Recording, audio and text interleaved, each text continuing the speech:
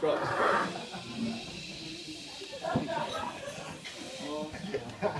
Not only you need to be able to hear me, we'll also be using the screen as well, so if you can see that as well, that'd be great. In December of 2012, Craig asked Lisa a question which would change both their lives forever. In February 2011, around the time of another wedding, I asked Craig an important question, which was, should your brother be your best man? At the moment, I'm not sure, but we're going to find out today at least. I'd like to start by saying a few thank yous. Craig and Lisa for putting everything together. As you've gathered, that's literally putting everything together. Clearly DIY will never be an issue there. Also to mine and Lisa's parents and families for everything which makes a day like this possible. I'm sure you'll also all agree. Lisa, you look beautiful today. Bridesmaids, you look wonderful, all of you. Craig, you look fantastic. Even the best men aren't too shabby either.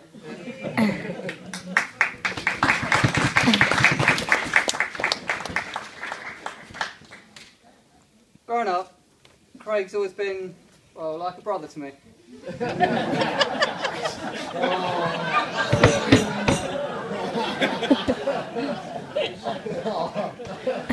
Not only my brother, but also my best mate.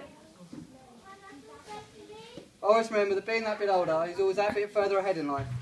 But he always included me nonetheless. For example, I used to go and stay with him at university before I was old enough to go. He always assured my family that nothing dark would happen. He'd always look after me.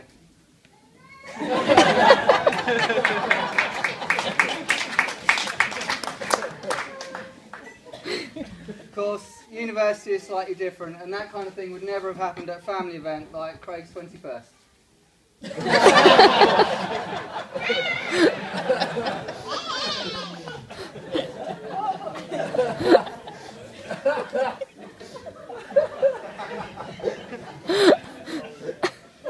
Put it back. We'll finish with that. Growing up, I've learned a lot from Craig, mainly how not to do things. When we were toddlers, Craig had one of those little bouncers that you just bounce up and down in, and I was happy as anything, just sitting and watching for hours. However, we didn't agree on everything when we were younger.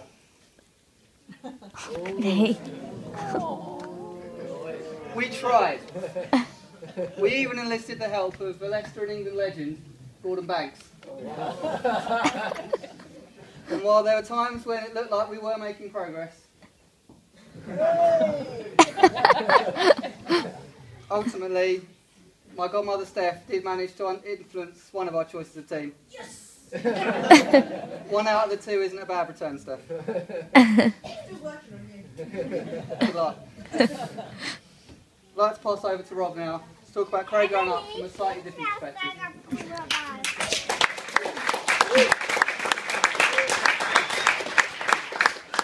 Thank you, Grant.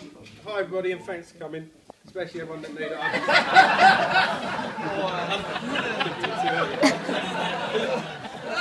There was a punchline to that joke, though. It's a good one. Hi, everybody, and thanks for coming, especially everyone who knew I'd be saying a few words. It's touching, you still came. I know that these speeches can tend to drag on a bit, as I already have, but I'll try and keep it fairly short, just like our vertically challenged group. I think we can all agree that smartness isn't really Craig's thing. Let's face it, he's never looked smarter than he was today. We've even managed to get him out of his trainers into a pair of shoes. However, I think we can all agree the smartest thing that Craig ever did was in persuading Lisa to go out with him. A feat most of us still can't quite believe to this day.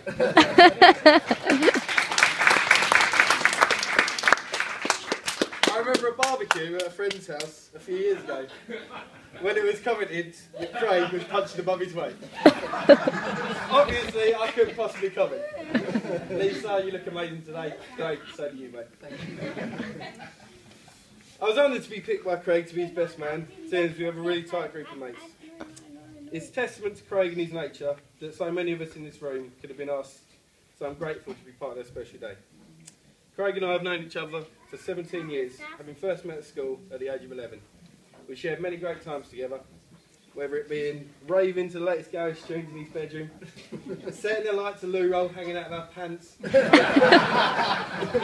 passing out drunk and sleeping in the Duranti front garden. Him, that was me. Or drinking so much that one of us ends up being sick and passing out in the urinal. That wasn't me.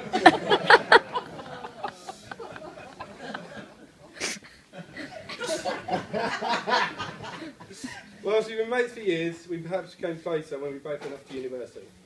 Well, it's not at the same uni. The fact that I was just down the road gave me ample opportunity to come and visit as much as possible. As you can see, this was a time when we were really at the top of our game. How cool we were.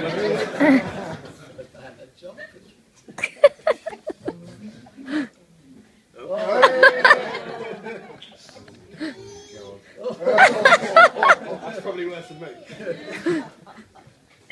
I could always rely on Craig to show me a good time in Lincoln, with one of his famous burger roast dinners, taking me to Screen Bar or Lloyd's or the Cell, whilst drinking premium lagers and smoking Hamlet miniatures. It was actually on one of my trips to Lincoln that Craig's courtship of Lisa was set in motion.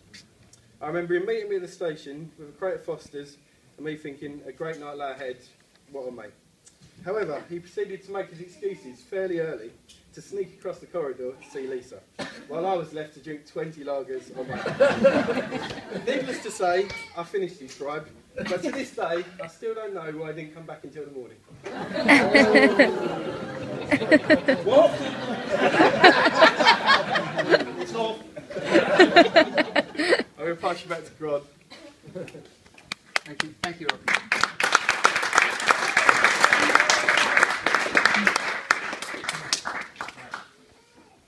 I'd like to say a few words now.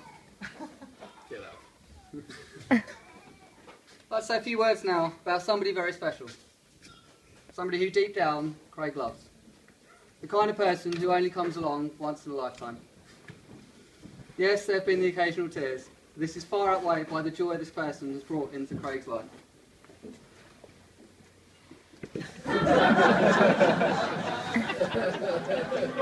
Chelsea! I'd also like to talk about Lisa. Lisa was the perfect match for Craig. And as Craig commented, he said that he knew she was the one when he found out that she knew all the words to Snoop Dogg. It's the little things that really show that she's made for him. Yes!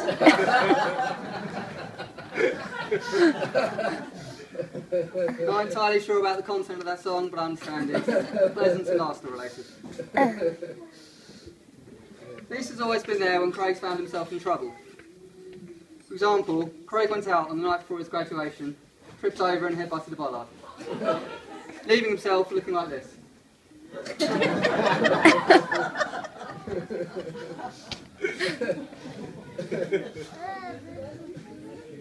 Anyone who's graduated will know this is a day filled with photographs.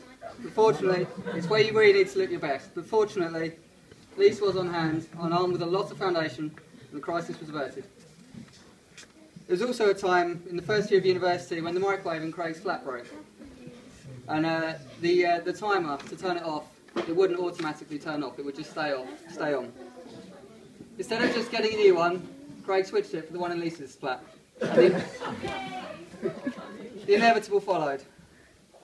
Not only was some poor person's dinner ruined, there's a full evacuation of the building and the fire brigade. To his credit, Craig did own up to this, 4 years after it happened.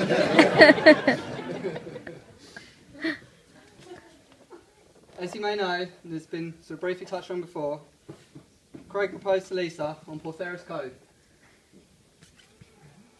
For those of you who aren't familiar with Portheris, it's a very secluded beach next to my grandmother's house in Cornwall, where we spent a lot of happy summers together as a family. Look how tiny I was. I think it's very poignant that he proposed on that beach. And I'm really pleased that Lisa, who's now part of our family as well, is able to share with us a place which is so special to all of us Durantis. And with that, I'd like to say congratulations to Craig and Lisa, to wish you both every success in the future, and to pass you back over to Rob.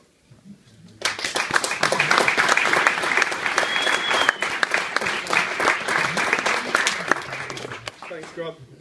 Right, I've shared some wonderful times with Craig and Lisa, and I still remember the time that I realised that she was the one for him. I turned up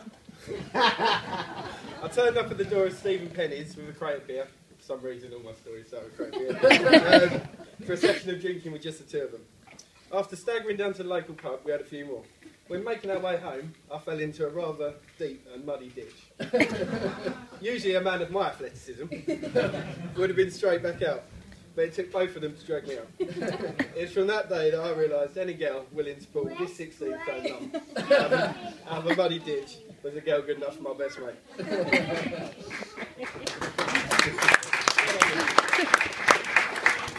And so finally, for me, we come round to the stag do's. For those of you who do not know, we went off to Barcelona. I'd love to say I've got loads of stories of drunken debauchery, but we're much too sensible for that. Really? Oh no. What I did see was enough. As I previously mentioned, Craig is a bit of a dapper dresser, but even he surpassed himself with his outfits in Barcelona. Check out some of the looks that are due to hit the catwalks of Milan this summer.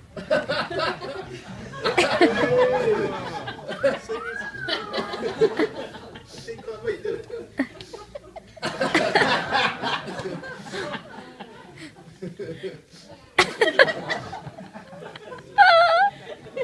Needless to say that Craig enjoyed a fair few drinks over the weekend, none more so than the first day. Within 20 minutes of being at the airport, he had sunk a couple of gins, a couple of beers and a Baileys and lime, which I remember you really enjoyed. For a small chap, Craig has got great drinking stamina. However much we chucked at him, he still managed to keep going, which disappointed us all. As we all know, Craig loves his music. However, the manager and fellow guests of our apartments were not quite as keen on Craig's rapping as he was.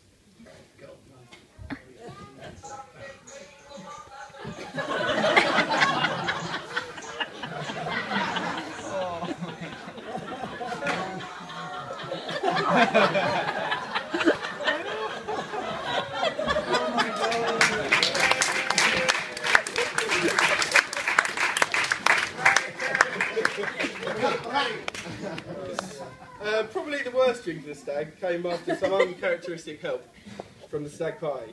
That's in Craig severely worse for wear. We decided to buy him an espresso to take the edge off. I can only imagine Craig decided to down every drink that day as he threw back the boiling coffee, only to scream, "That's hot." Funny that, Craig. Coffee generally is. Whilst he had burnt himself, that didn't stop him doing it a second and third time. Personally, and I'm sure lots of the guys over there will agree, lots of the laughs on the stag came from our fellow best man, the G-Man, and his endless pursuit of orange juice. But for penny's sake, I won't go into that.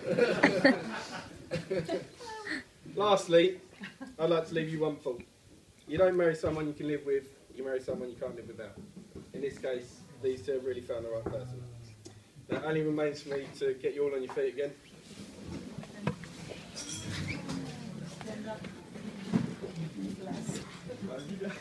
Ladies and gentlemen, I'll give you the new Mr. and Mrs. Duranti.